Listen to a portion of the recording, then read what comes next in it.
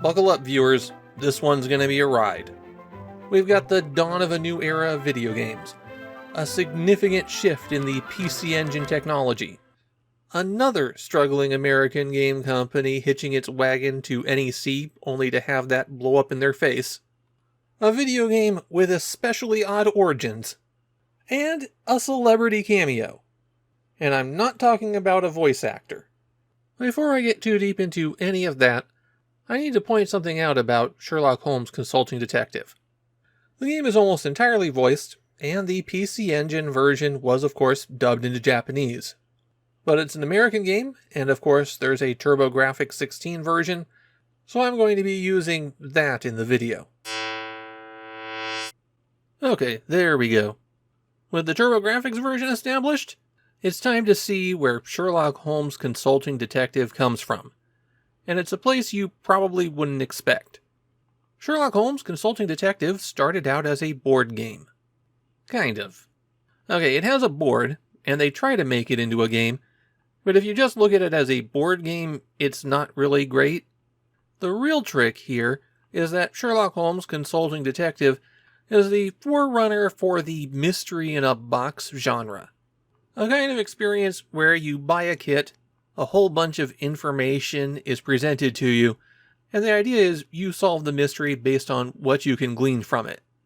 The idea in Sherlock Holmes Consulting Detective is that every case has its own book. There were 10 cases included in the original game, and a lot more have been created since. The case book contains the background information that Holmes gets, and then around a dozen pages of information that might come up in the investigation. You look up the names, locations, or some of Holmes' regular allies in the London directory, and it will give you a neighborhood of the city they live in, along with a number that marks their location on the map. If you want to investigate there or visit that person, then you find the appropriate paragraph in the casebook and see what happens. If you're trying to play this as a board game, then players can work together, sharing this information, or they can read it silently to themselves with no interaction with the other player. Like I said, as a board game, it really doesn't work. When players think they know everything they need, then they go to the question section in the casebook and see if they can get the right answers. You'll get a score, gaining points from correct answers to those questions, and losing points for non-critical locations that you investigated. And then you see who has the highest score, or if they outdid the score by Sherlock Holmes himself. Like I said, it doesn't make for the most engaging board game experience, but as a way to let somebody engage with an interactive murder mystery, it's really great. It's a situation where I think they tried to fit it into a mold that they understood, when really they should have just broken away from it. But hey, you can just do what everybody does, and ignore the scoring and don't try to play it competitively. 10 years after Sherlock Holmes Consulting Detective reached shelves, ICOM decided to turn it into a video game. ICOM Simulations is best known for their Mac Venture series of games. Things like Shadowgate and Deja Vu. Following their final Mac Venture release, ICOM seems to have gotten stuck in a bit of a development rut. They wanted to transition to multimedia work since they saw the potential for the CD-ROM format with it, but they couldn't get any multimedia project really off the ground. But NEC was looking for people to make software for the TurboGrafx 16, and it had a CD-ROM drive. And so ICOM went heavy on TurboGrafx support. From what I can tell, they are the Western developer who made the most TurboGrafx games. It was obviously a bad business decision in hindsight, and the company was bought out by Virgin Interactive just 2 years later. Still, I can't completely attribute ICOM's end to their partnership with NEC, unlike some of NEC's other partners. No, really the likely root of everything is that just days after the release of Sherlock Holmes Consulting Detective, ICOM's owner and founder Todd Zipnick died at the age of 35. That's the kind of blow that a company that wasn't on shaky ground would have trouble with. If that hadn't happened, would ICOM still have stuck by NEC and the poor sales for any TurboGrafx 16 game? I don't know, but they definitely would have had a better chance. So here's Sherlock Holmes Consulting Detective on the TurboGrafx 16. Let's take a look at Holmes' introduction so we know what we're getting into. London is not a beautiful city. Under the soot that covers its buildings is a teeming mass of 4 million souls trying to survive, mostly off of each other. That's right. Welcome to the FMV era. Full motion video is one of those things where you kind of had to be there to understand why it was such a big deal. Video games could now have real people in them. Real actors on screen in your game. In an era of low-resolution sprites, you can understand why people would go, this is the next big thing. Sherlock Holmes Consulting Detective is the first console game where we have proper, as we understand it, full-motion video. But of course it wasn't the first time. The Laserdisc games that reached arcades in the early 80s were a big draw. And there were a few computer games at this point that could take advantage of the stronger processor and more memory to compress small video clips to the point that they could be included in games. I suppose it's worth taking a short detour here so that those who aren't technically inclined can understand the challenges and the impressive technology at play. The challenge for having video on electronic devices is balancing the trade-off between making the data smaller and the system processing the data stream fast enough to display the video. If I had 24 pictures and changed them every 42 milliseconds, then you get a movie.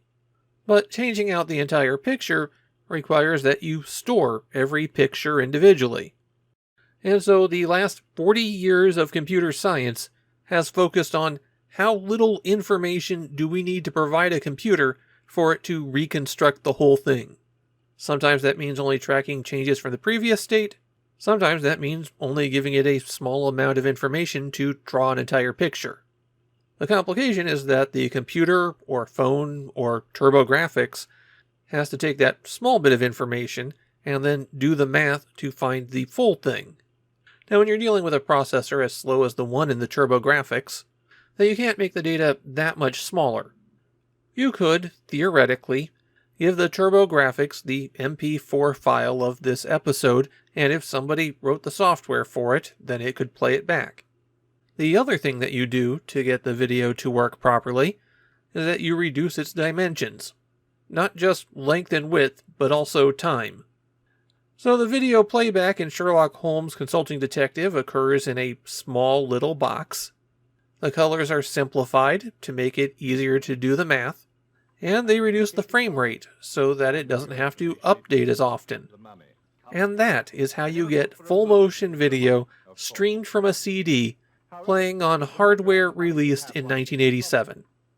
I'm not joking when I say that this is a miracle. Now, Sherlock Holmes Consulting Detective got ported to a few different platforms. It kind of became one of the poster childs for the early FMV era. And the PC Engine version is the worst looking of them. It is, after all, the platform that has to work the hardest to get the video on screen.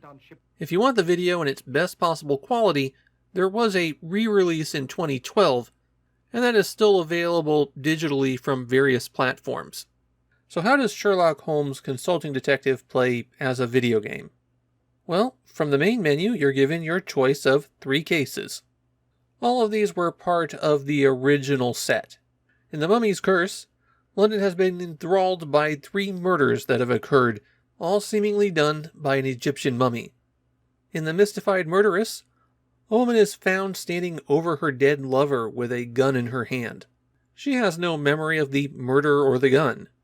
In The Tin Soldier, an old military man has been murdered, and it might be because he was one of the few surviving members of a tontine. You pick a case, watch the video introduction, and then you go to the main play screen. Here there's a series of buttons arranged along the outside. The 3 on the left are to look up information that doesn't cost you anything, and the 4 on the bottom are actions for you to take. The top left one is Holmes's notebook, And this is really a quick reference guide. You can't take notes in it. It's a list of about a dozen people and locations that are regularly useful in investigation. If you want to go talk to the medical examiner, the gossip columnist for the London Times, or go look up public records, this is a way to do it without digging through the bigger book. That bigger book is the next icon, the London Directory. This is the list of every location in London, every person, place, or thing in the city. It's actually scaled down a lot from the board game, but there's still 10 times as many entries in the London Directory than things that are relevant to the investigation. For both the notebook and the directory, you can select something, and then the icons at the bottom will light up. The hansom cab on the left means you want to visit it yourself. The file box means you want to look this thing up in Holmes's records. And the weird face guy means you're sending out one of the Baker Street irregulars to check up on it. The newspaper icon in the lower left is to check out the London Times. And of course, Holmes is the kind of guy who keeps old copies of the newspaper. You have to select a date, and that brings up a view of the paper, which you have to zoom in on one of the many, many articles in it. The paper even has multiple pages.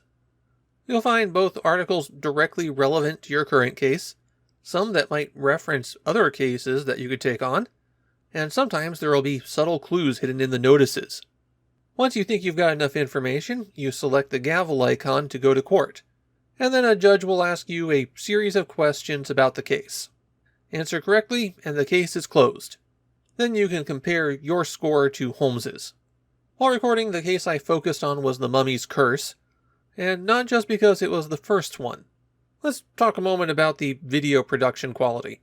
I'd rate it as kind of competent. Peter Farley, who's playing Holmes, is no Jeremy Brett, but he's not doing a terrible job.